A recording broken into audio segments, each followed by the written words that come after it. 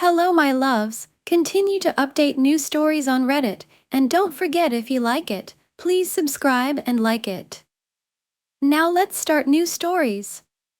Story: AITA for not planning to be stranded in Seattle. Okay, for some background, me, she, he, 20 years old, and my best friend Bunny, she, they, 21 years old, have been friends for over 4 years now, since I was 16 years old. If there was any reason for me to believe in the whole twin flame ideology, it would be Bunny. They've just understood me in a way no one ever has, stood up for me in a way no one ever has, and we've seen each other at our worst.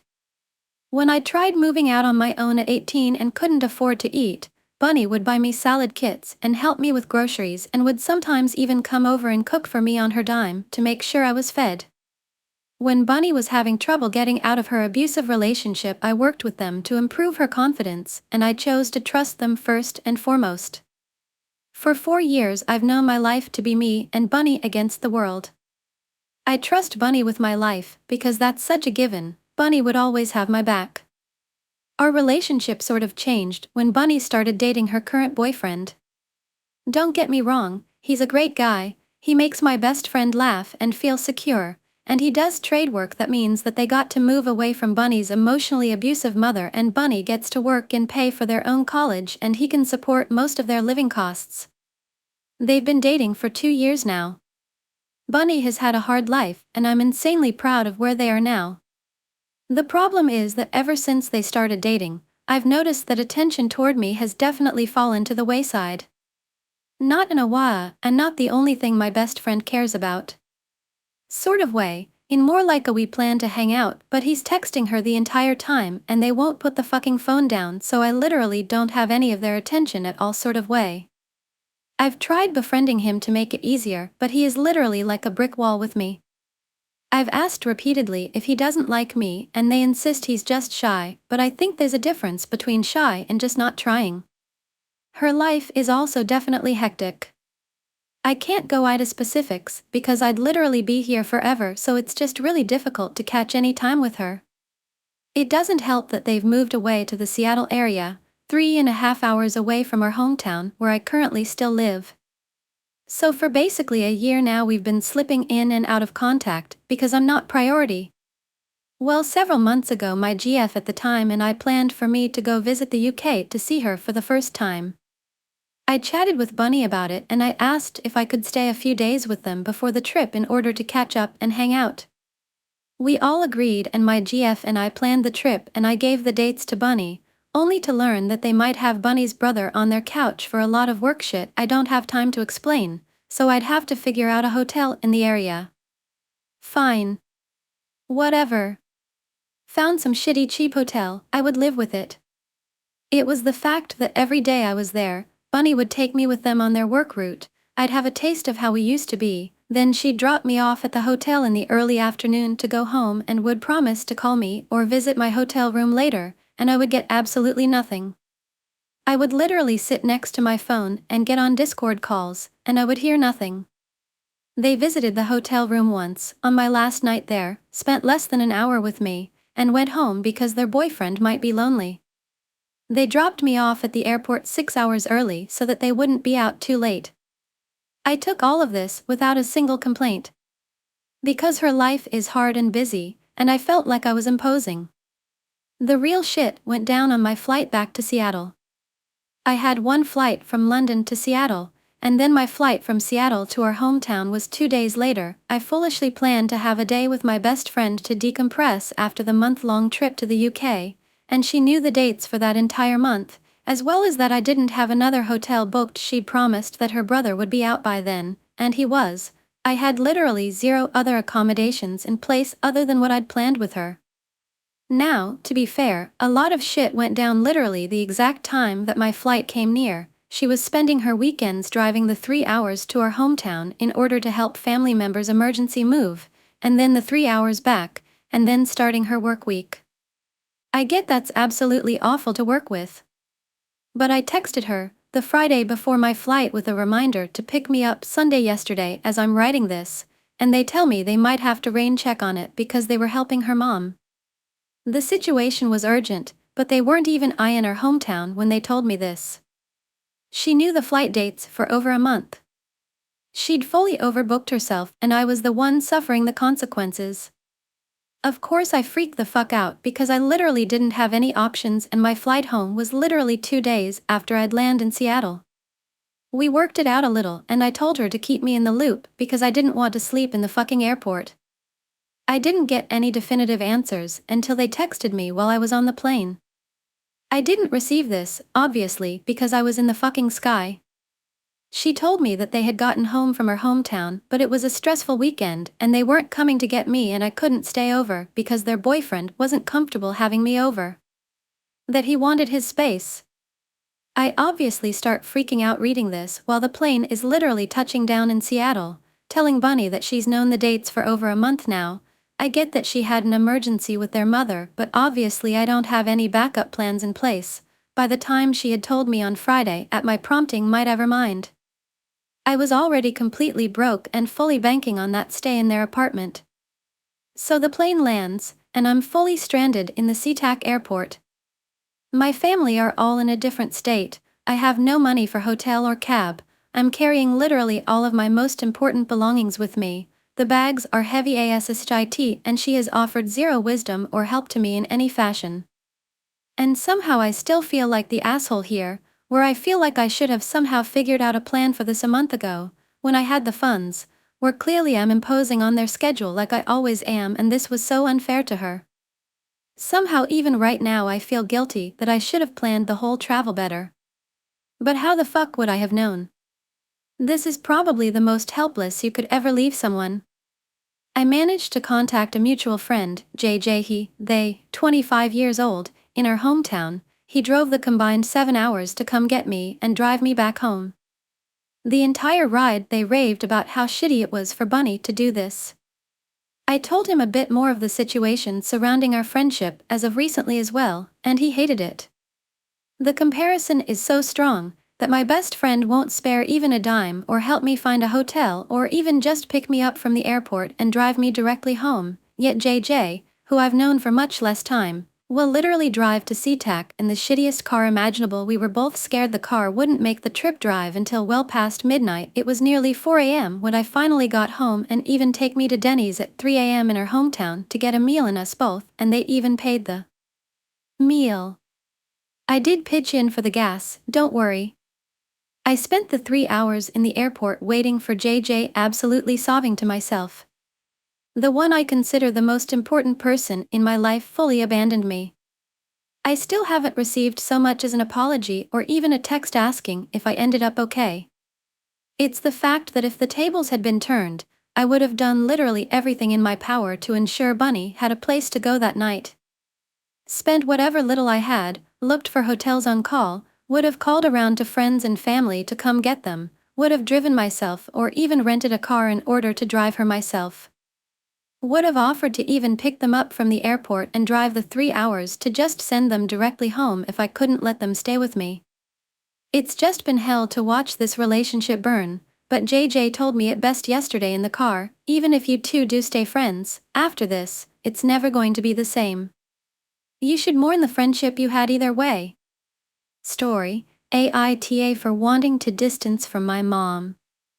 I'm an 18-year-old female who has shitty, awful, narcissistic, emotionally absent, idiotic parents. They have done absolutely nothing for me within my 18 years of life except make my life a living hell.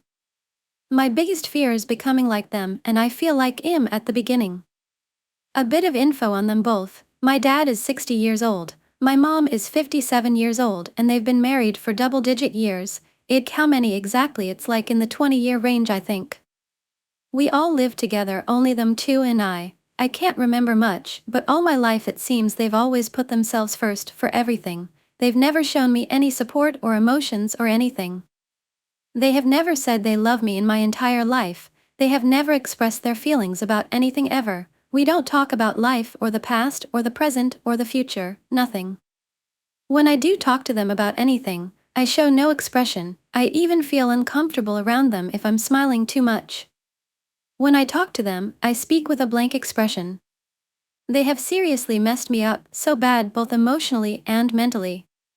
They have caused me to lose so many friendships, potential partners because of my mental, emotional state caused by them. I feel I have been neglected all my life. Those two people were not meant to be parents because all they care about are themselves. My mom has 4 kids, but they all have different fathers. She did not raise any of them, except one, which is one of my half-brothers. I maybe speak like 2 sentences to whenever I actually see him. She would choose him over me any day.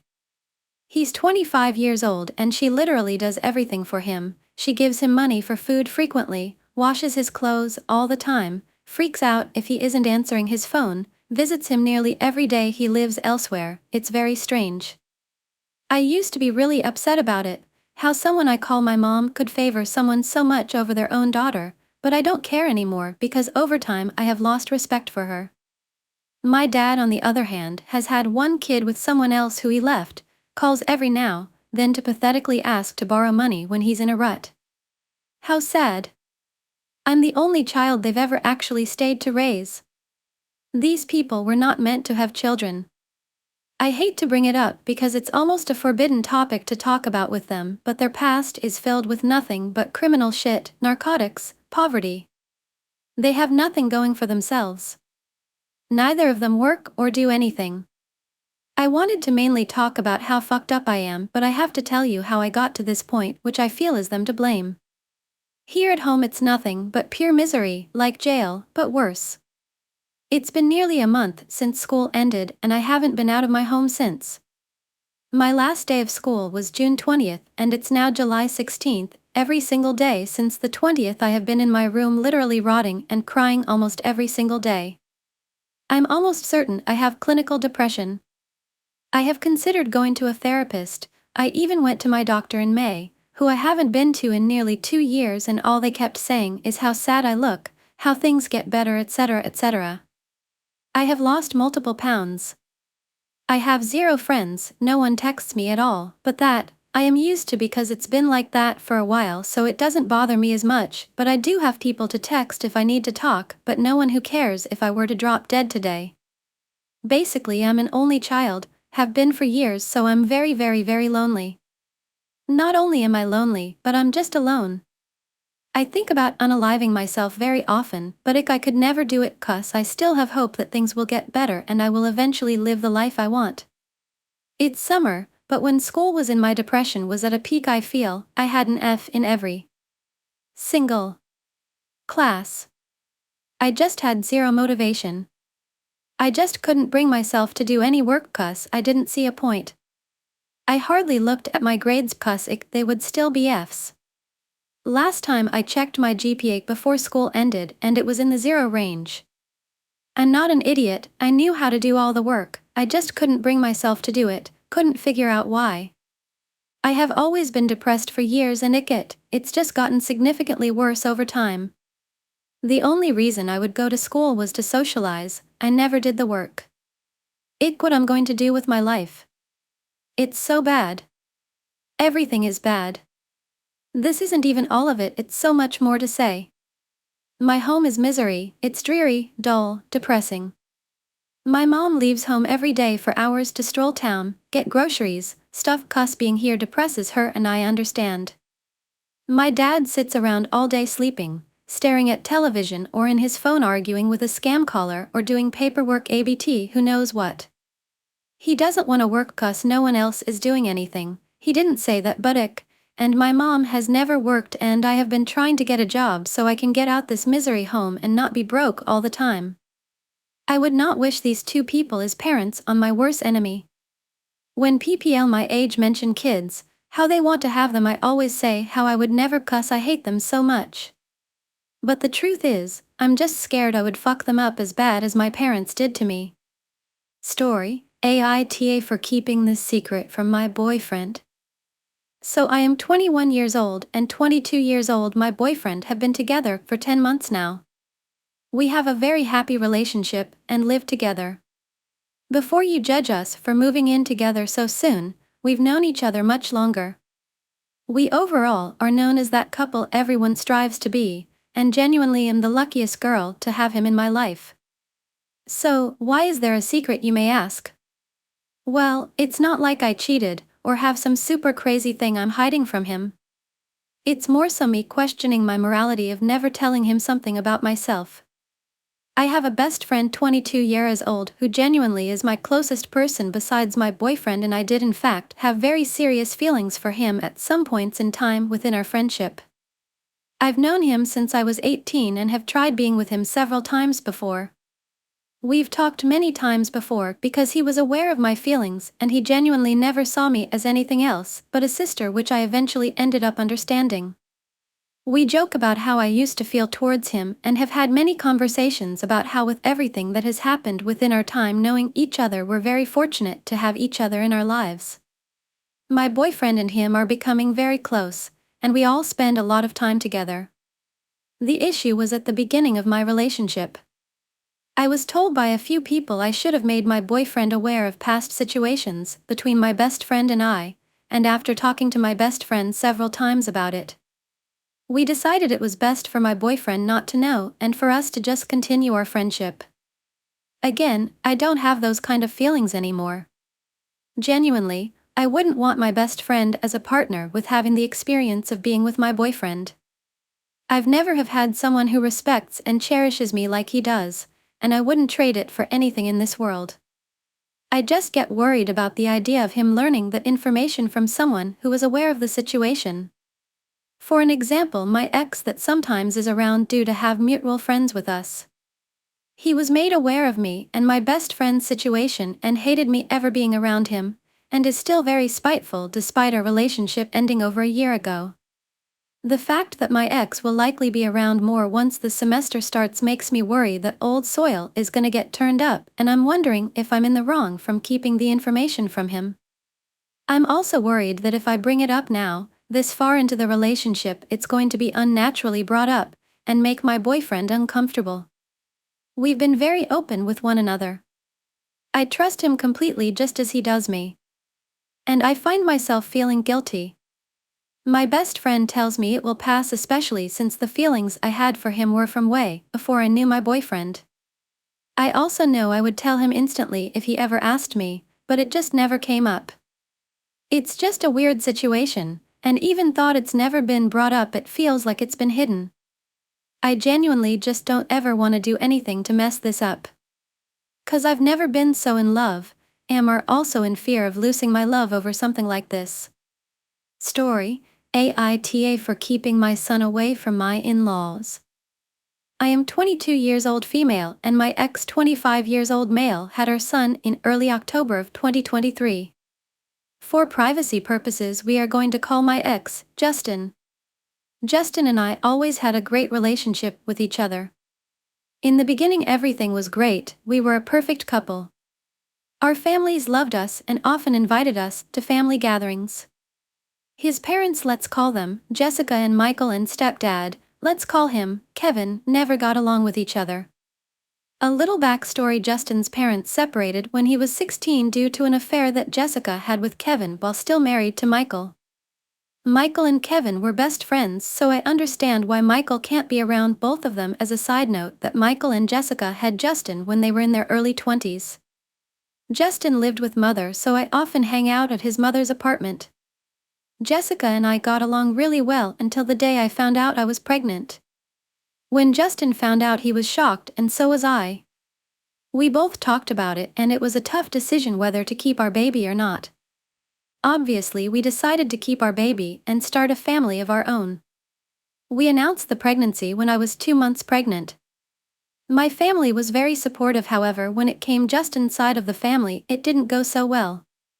Jessica and Kevin were not as supportive, as they talked to Justin privately then talked to me. They suggested for me to rethink my choices and get the abortion. Justin and I explained that we already had a talk about it for a while, then we decided that we want to start a family of our own. Jessica didn't take this very well and told me I will become a single mom if I don't rethink my choices about keeping the baby. I was hurt when she said this to me, so I sternly said, I'm sorry, but we are keeping our baby. She stood silent, and the rest of the time being there with her was awkward. A week later, she decided to kick Justin out and demanded that Justin lives with me since we want to keep our baby. I would, but I live in my family's home, so I can't take him in immediately out of respect for my family. I explained to her exactly that and was very upset, saying that Justin had a week to pack his things and leave her home. Long story short, Justin ended up living with his dad until the birth of our son. 2 weeks before my due date, we held a baby shower. Michael throughout the pregnancy was helpful with Justin and helped organize the baby shower. Jessica and Kevin, of course, was not invited out of respect for Michael. Jessica blamed Justin and I for not inviting them, even though I have suggested to have 2 baby showers so she isn't left out.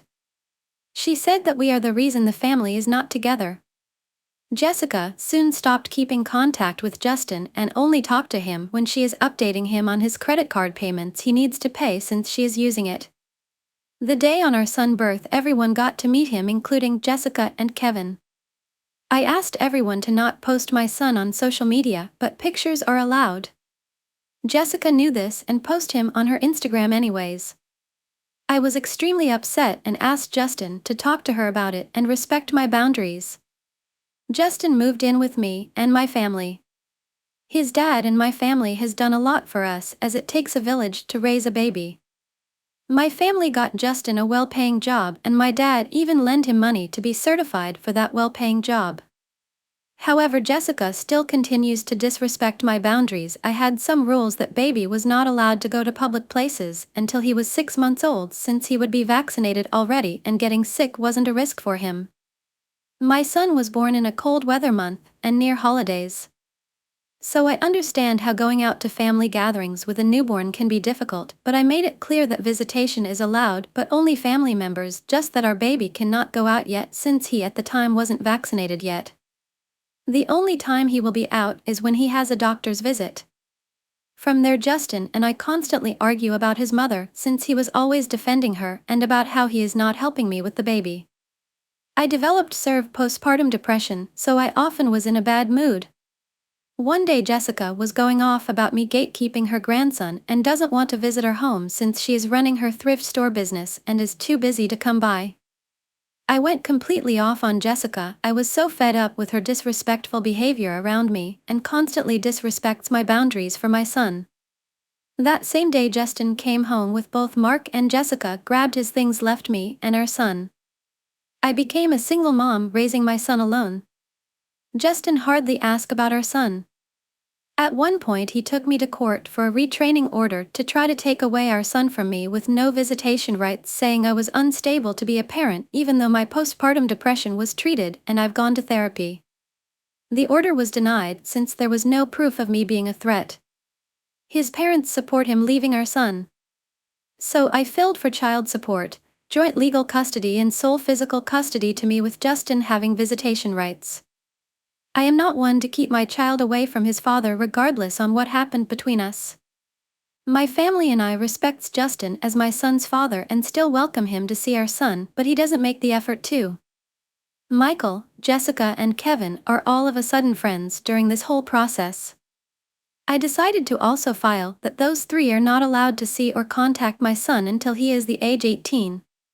His family members think it is not fair, but my family are with me with it.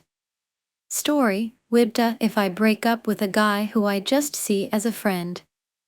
So here's what's going on. I, 27-year-old, knew this guy, 27-year-old, from a summer job I worked at while in college. For the story we will call him Brad. That was 9 to 10 years ago. We fell out of touch because he left that job to do classes during the next summer or another job. TBH, I don't remember. Last August he got in touch with me again and we started talking. We met for the first time in years this past November and have fun hanging out. This past Easter he asked me to be his girlfriend and I hesitantly said yes. Recently I have been feeling like we are just friends and have been trying to not really talk to him much anymore. We used to talk almost every day, but now I'm starting to get the feeling like he feels the same way. Another reason why I have been trying to distance myself from the relationship is because he wants to do everything in a certain area of my city that is 10 minutes away from my house. I have been getting tired of us always going to that area just to see movies, go to dinner, or bowl/arcade. I want to go to a different area of our town, but I would have to do all the driving. Brad is not comfortable driving on the highway, and I have had to drive multiple times to the location we are going to. Brad has a birth defect, which could be the reason why he is not comfortable on highways. I'm also not going to tell you what that birth defect is in case someone he knows sees this. Brad is not attractive at all. I know I sound like a stuck-up person, but I'm not. I have had multiple people telling me that attraction is like 50% of the relationship. Brad is not much of a sports fan. I am a major sports fan. I grew up in a house where if football, baseball, or basketball were on TV, you had to watch it. Also, I played basketball in middle school. My brother played baseball since he was little. He doesn't like hiking or biking. My dad, brother, and I love hiking. My dad and I love biking too, so that does not give us a whole lot to do. Every time he asks if I want to go see a movie or go to the bowling alley, arcade, or go to dinner, I groan and don't really want to answer him at the moment of the text. Brad has met my parents and they like him. I have met his family and they are really nice. His niece loves me. I have talked to my parents about this and my mom thinks I'm in a hole for acting the way I have been acting with him. She doesn't get that I am absolutely miserable in this relationship. Every time we go out and she asks how it was, I will always reply it was fine. She grills me about it and asks why I am like this with him, and I tell her I'm not. She basically accuses me of being mean to him, which I'm never mean to him. My dad tries to be the mediator, but my mom keeps pushing me towards him. At one point we had another argument about him, and it got so bad that my parents kept saying, "You're drunk and we'll talk about this tomorrow." I had only one drink, adult drink, so I was not drunk. At that point I screamed at them, "I'm ing miserable, and he makes me miserable. I don't like him at all. I want to stop seeing him and start seeing other people." I left their house and went back to my apartment, 2-minute drive from their house, and cried my eyes out for the rest of the night.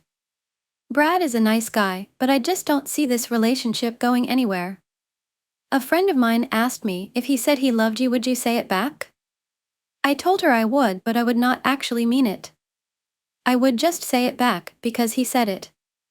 I don't want to lead him on, and if he decides at one point to get down on one knee, doubt he will ever, I don't want to hurt him by saying something like, "I don't see myself marrying you," or "I felt this way for a while but couldn't break up with you because it was seriously hurt you."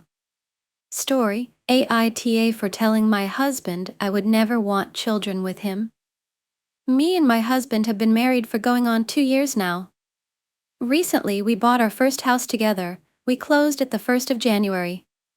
Since we've bought our home, my husband has begged for a dog. While I love dogs, I just never wanted one inside the house. Eventually, after months of begging, I gave in with the exception that I got to pick the breed. He wanted a bigger breed dog and I did not want a big dog in the house. We compromised and ended up getting a smaller breed of dog. When getting this dog, I specifically explained that he was expected to take care of at least 50% of the dog's needs. We would have taken care of the pup. Of course, he helped with buying the pup's crate, toys, puppy pads, etc., because that part of owning a pup is fun, right? We brought him home on a Friday and he was crate trained within the first 3 days.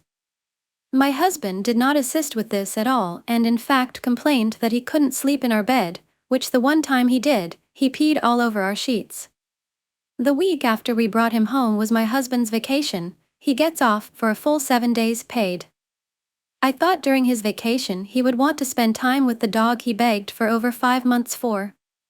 I was wrong. I woke up with the pup, I fed and watered the pup, played with the pup, put him down for naps, ensured he got exercise, and of course took him out to potty. I couldn't leave the dog alone with my husband BC. He won't watch him close enough to ensure that he won't use the bathroom in the house. He plays maybe 5 minutes with the dog when coming in and then fusses that all the pup does is bite. He's a puppy, of course he bites. Anyways, to make this story shorter, I do everything for this dog, everything. Fast forward to the problem at hand. One evening my husband and I are talking and somehow the topic of kids get brought up. Before I thought I told him that getting a puppy with him made me realize I would never want to have children with him. For very obvious reasons, because he knew exactly what I was talking about. He blew up, accused me of calling him a piece of shit and many of other things, which I never said.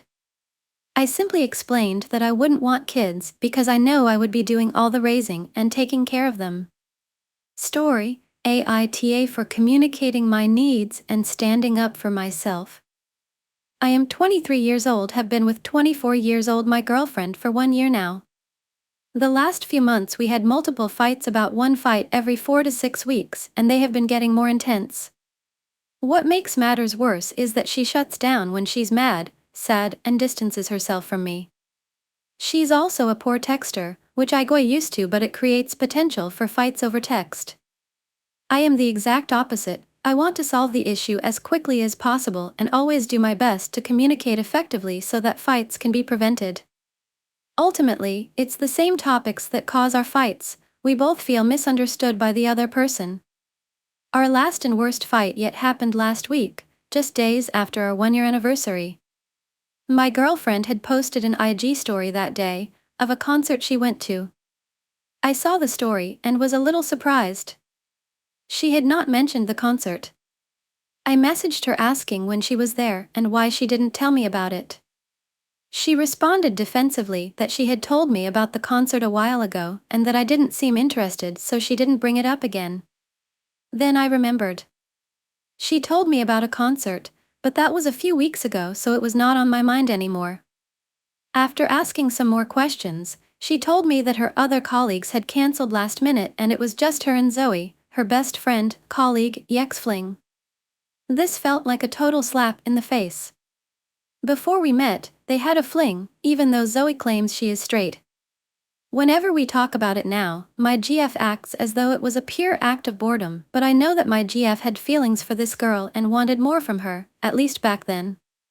Their fling only ended about 1 to 2 weeks into our dating phase. I try my best to just not think about it, but in reality it hurts me that she is still friends with her. I have only had 2 brief encounters with Zoe, and from everything I know about her, I just really dislike her. Still, I have offered to get to know her and even invited her to my GF birthday. She agreed, then cancelled, which neither of them have taken me up on. I just wanted to understand their dynamic better so that I could be more accepting. The last time I brought up that we never got together, my GF said that she thinks it would be uncomfortable for Zoe and that maybe it wouldn't make me understand their dynamic, but rather it could make things worse because I don't understand their inside jokes. I'm NGL, this was a major red flag for me. To get back to the origin of our fight, I had told her that I would appreciate it if next time she could just tell me when she is going out at night so I can first of all wish her a fun evening and or check on her if she got home okay, but also I kind of expected her to tell me that she ended up going only with Zoe instead. I phrased my issue just like that and kindly asked her to communicate it better next time. She told me that she didn't want to tell me about it, because she thought it would just be better to not mention Zoe to me whenever she can avoid it. Things quickly escalated. I think I just kind of got trigger finger and asked more questions. She started getting more and more defensive until we both took on a standoffish tone. Her tone even went so far as telling me to fuck off and get my stuff, etc.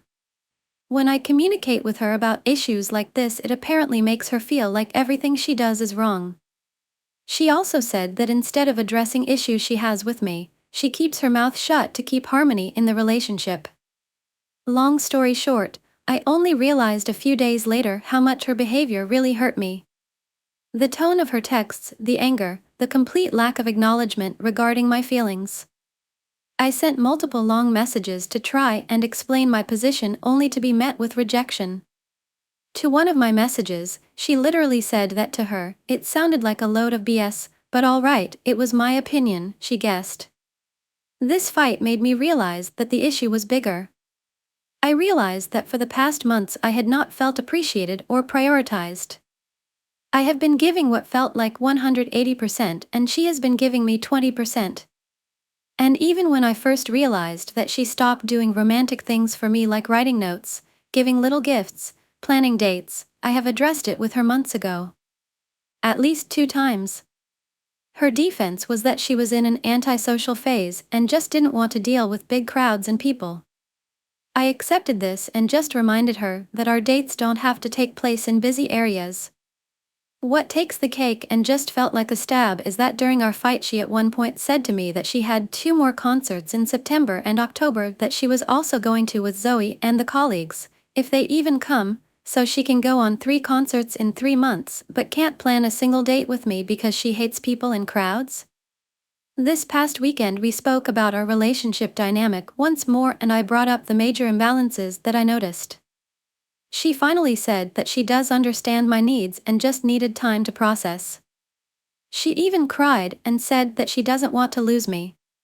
She says she is just so busy and overwhelmed with work and her family life. I feel like I was patient for so long. The decline started 4 months ago. I even pointed out ways in which she could show her affection that didn't take up a lot of time or money, but even those things she didn't do.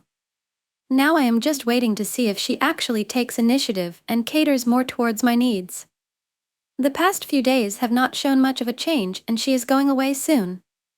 This week she will be on a work-related trip, which is the same trip that happened last year where she made out with Zoe for the last time. It all has a bad aftertaste. On the 29th she is going on a family vacation for 10 days. Am I the asshole for communicating my needs and standing up for myself? Story, 14 years and I kept your secret. It costed me myself. When I was 14, my boyfriend broke up with me, and I had the bright idea of dating his best friend right afterward. Well, after 2 months of dating Chris, I knew it was not going to work out. I didn't have feelings for him like he did for me. I told my mother I was going to break it off. She told me not to. She said that Chris was a very sweet kid. And he was. He was nice, but I just didn't like him in that way. I tried to tell my mom this, but she didn't want me to make the same mistake my sister did and miss out on the nice guy. So, I kept seeing Chris a little while longer, even though I really didn't want to. It slowly got worse. My mom separated from my stepfather in 2010 and moved into the same apartment complex that Chris and his family lived in. He only lived a few doors down. I could see his apartment from my bedroom window. Mom and I moved into the apartment complex, and I started riding the bus with Chris before and after school. I made sure to always keep a smile on my face. Maybe I would learn to love him like Mom said. I used to sit in my closet and cry. I swear I hated myself. I wished I could just develop these feelings with a snap of a finger. I wished I could look this boy in his eyes without wanting to run. He would hold me and cuddle me. I couldn't let how I really felt show on my face, or else Mom would get upset. This is where the story gets complicated, and if you're still here, thanks. I'm not sure how or when or why it started, but Mom pretty much said I was not being flirty enough with Chris through text, not texting like a girlfriend. Makes sense, since I did not want to be his girlfriend in the first place. But I was trying my best. I felt like I failed her. So, Mom took over. She started texting Chris, pretending to be me. She would tell me anything I needed to know before I went out with Chris anywhere. So, she was the person behind the phone, but I was the one Chris was dating. After a while, I could tell he was starting to wonder why I acted so different in person than through text. We dated for a little over a year and 2 months. At some point, Mom suggested to Chris that he should also join the community play I was in after school. One more place I couldn't hide, had to keep pretending to be the girlfriend around my castmates. She even invited him to go out of state and meet family with us during Christmas. God, I hate this memory. I remember telling her I didn't want him to go. She told me it wasn't a done deal anyway, his parents probably wouldn't let him go. I prayed and prayed he wouldn't go. My heart sank when I felt the car pull into his driveway and I heard his parents talking to mine. For the entire 10-plus-hour car ride there and back, including the entire 4-day vacation, I had to put the mask on. Smile when he cuddled me. Giggle when he would tell me how much he loved me. Inside, I felt like the fucking devil. He deserved someone who had those same feelings for him. Okay, time for a plot twist, just to keep things interesting, of course. At some point, some girls started to bully me online, leaving mean comments. In all honesty, they never bothered me that much. But Mom created a fake account, pretending to be a teen girl the same age as me, Molly. Molly was my age, and we met through my older cousin who was in the foster care system in a completely different state, so we only kept in contact through text messages. Keep in mind, Molly is not real. But to me, she was. Mom would stay up for hours at night looking for pictures and editing them online to make them all look like or similar enough to what this Molly girl looked like. I don't know if I can write in words how deep this went. Molly needed friends to be real, so Mom purchased multiple burner phones for each one. She had multiple spiral notebooks with all the different login Facebook accounts for each person. She would only really use Molly, or as far as I know, to talk to people. I found out later she didn't just use Molly to reply to rude comments. She had me talk and act like Molly was real when I was around certain people. Oh yeah, I saw Molly last week, etc. Right before Mom let me break up with Chris, I started secretly dating a boy named Frankie. I was head over heels for Frankie. He was my first love, and we ended up dating for a little over 2 years. Ready for another plot twist? Frankie had a younger brother named Marco. Both Frankie and Marco did not have the best home life with their guardian. Oftentimes, they would get locked out to sleep in the backyard, or they would have to find something to eat in the dumpster behind the fast food restaurants where they lived. When my mom found this out, she invited them both to live with us. Frankie was 18, and Marco and I were both 16 or 17. Marco is only 8 months older than me. Mom came into my room and laid down next to me one night. I could read the text on her phone over her shoulder. It was from Marco, and it had a winky face. I don't recall what it said, but it made me uncomfortable. I told her, "Mom, he's flirting with you." She tried to brush me off with, "Oh, don't be silly, he didn't mean anything by it." A few days later, they both came to Frankie and me and confessed they started dating. Neither one of us took it well. Mom and Marco argued and fought a lot. It was almost every night we went to sleep listening to an argument. After a while, Frankie and I broke up, and he moved out. No one knew Mom and Marco were dating. It was a secret, one that couldn't come out. Why? Because Mom was trying to get custody of my brother's 3 kids because he was, and still is, struggling with addiction. I couldn't let anyone find out about Marco and Mom for my niece and nephew's sake. That's why I always kept my mouth shut. That, and I felt my mom deserved happiness. She was forced to marry my dad at a young age. I'm in therapy, I know now none of this is an excuse for what she did. She had issues and never worked through them, and now I get to suffer. Before Frankie and I broke up, we went on a trip to the beach. All 4 of us together. Mom and Marco shared a room, and Frankie and I shared the other room. Looking back now, I know how bad this looks. But back then, I was just excited to be with my boyfriend. One night was spent being the mediator between Mom and Marco because they got into an argument. I always defended her. Whenever people would ask why Marco lived with us when he wasn't related to us, I kept the secret. But now I know the truth.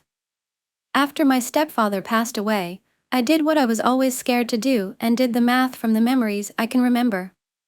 And the math broke my heart. You were 45. He was 17. You keep saying, "Oh, I wish you would get over the problem you have with Marco." If he wasn't here, who would help me? I never chose Marco over my kids. Bullshit, Mom. And you know how I know that's bullshit? Because Marco still lives in that house with you. Multiple family members have told you how they felt about Marco, and not once did I say you ever chose him over your kids. But the truth is, you absolutely 100% have chosen Marco over your children. Remember when Marco told me I was the reason for your blood pressure rising? Or what about that giant mirror he broke with his fist while y'all argued? You drove him to the ER while I cleaned up the glass. I asked him to put the dishes away, and he cussed me out, so I locked him out of the house. He climbed through a window to get back inside. I thought that would have been the final straw, but no, he's still here. I realize now, Mom, you're a narcissist, and I love you, but you hurt me, and I spent my whole life safe inside my mind. Now I have complex post-traumatic stress disorder, trying to just figure out who I am at 27 years old. Story, AITA for breaking things off with a man who increasingly gave me the ick. So to start this off, I am so sorry if this is long and messy and drawn out. I'm bad at this and just socializing in general. I am 32 years old, met a man 41 years old, who right off the bat came off very strong with his want to get to know me. Although in the beginning it was a little weird. I went with it thinking that maybe I'm the problem and I need to give people a chance. But as time progressed, his mannerisms became more difficult to deal with. Especially the way he speaks, which comes off as very ingenuine. He also always had corrections for anything I would say. Often telling me the right thing to do is such, and if we don't want others to interfere, we have to do things wrong. Which to me is already weird and icky, because we are adults, so who are these people who have any type of say in a relationship? Next, things like the way he would kiss me while making like a weird whimpering noise that gives me second-hand embarrassment and cringe even typing about it, or how he would push PDA when I've explained 1,000 times that it makes me uncomfortable. During anything intimate, I would feel very, very creeped out. He would call me and leave messages about how he needs me to top him off in the extreme detail. Just everything would make me feel so creeped out and so icky. Gosh, I sound like an awful human. But I just couldn't shake this icky feeling. He would try to push his ideal of who I am and how God picked me for him as a wife. Instead of it being cute or sweet, it was just too soon and too much. Including him trying to convince me to run away with him and get married and move in together. A couple of times he screamed at me, wrote me incredibly hurtful paragraphs. Went so far as blocking me.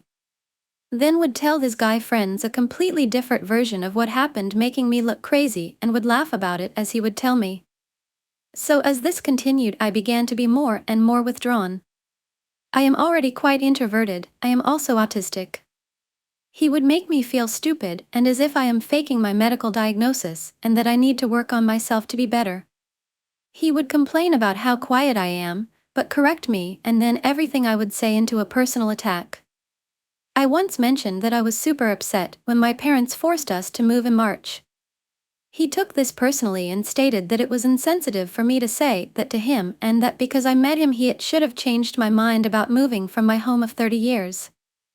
I also made a statement about how men are gross due to some TikToks about men's hygiene, and I was laughing about it, and he took it extremely personally and lectured me about how cleanly he is and how he has handled sanitizer in his car and blah blah blah.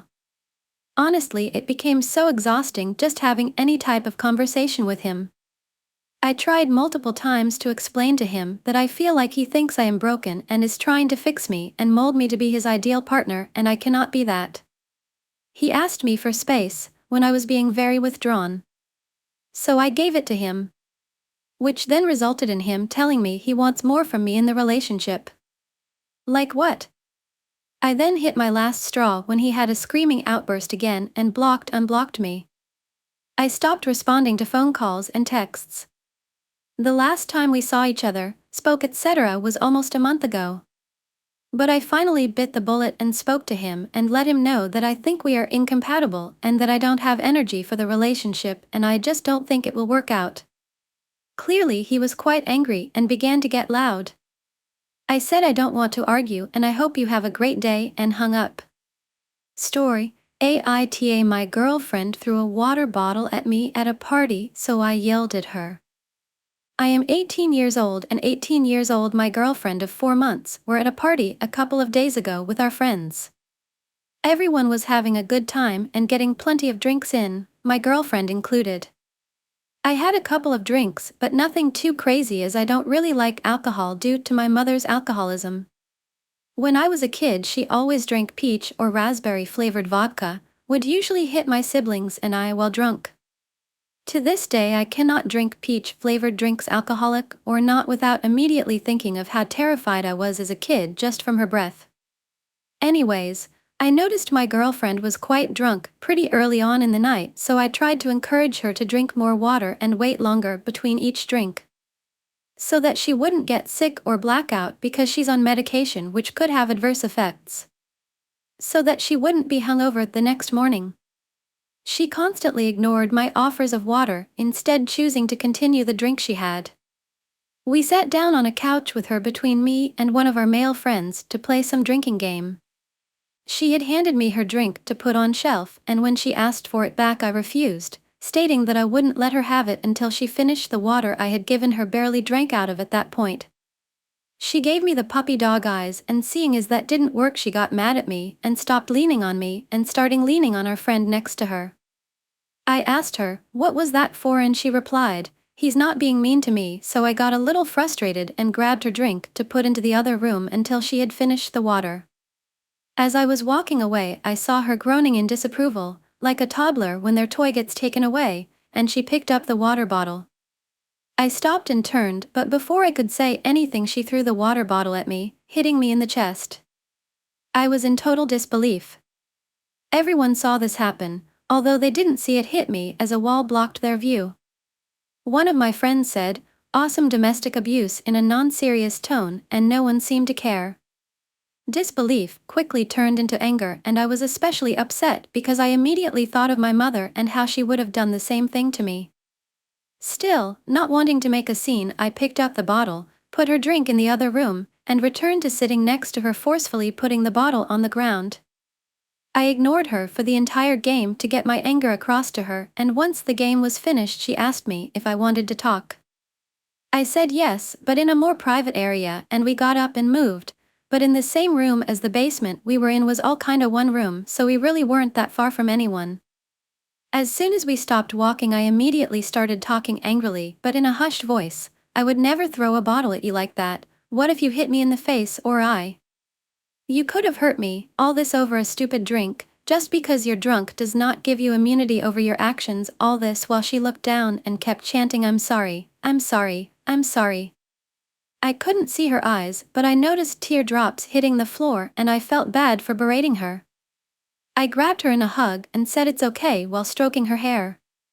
I told her sometimes we're gonna do dumb shit and get mad at each other, but it's okay as long as we learn and grow from it. She kept crying and said through sobs that she didn't want me to leave her and that she doesn't deserve me. I chalked it up to her being drunk, but she has said things like that in the past. Some of our friends walked by with puzzled looks on their faces, so I just mouthed it's fine and waved them away. We sat down on the stairs to the first floor, and she continued to sob. Again, more people walking by asking if she was okay. She responded that she was just scared for us to go to university and that she didn't want me to be so far.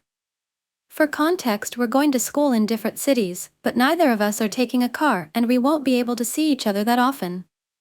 After a while she stopped crying and there were no issues for the rest of the night. Even in the preceding days we haven't said anything about it and moved on, I guess.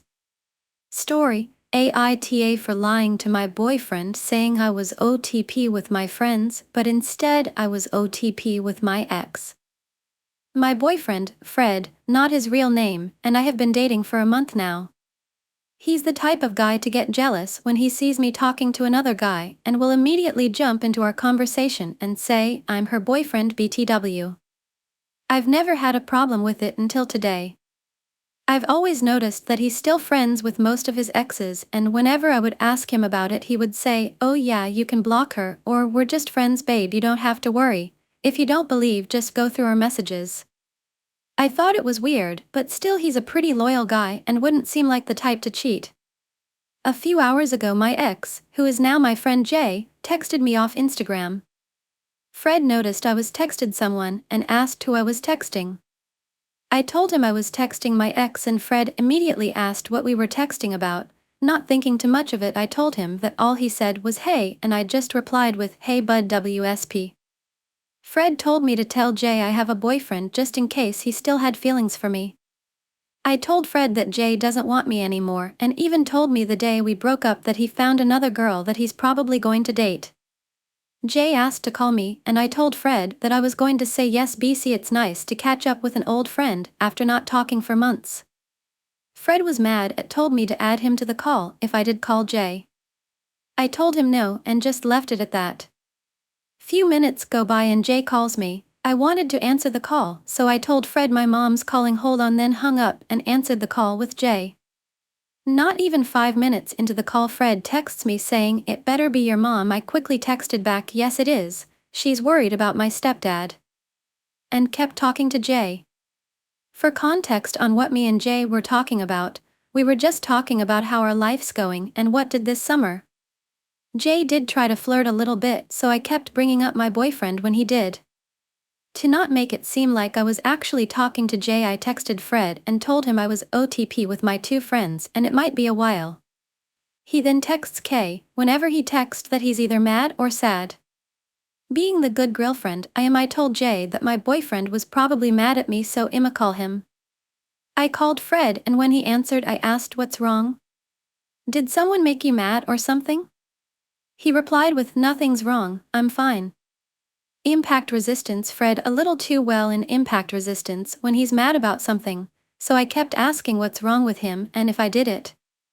He snapped at me and yelled, "Nothing's wrong, stop fucking saying something is wrong.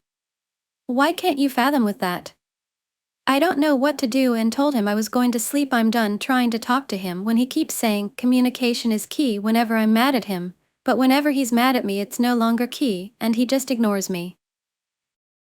Bye and see you again in the next videos and stories.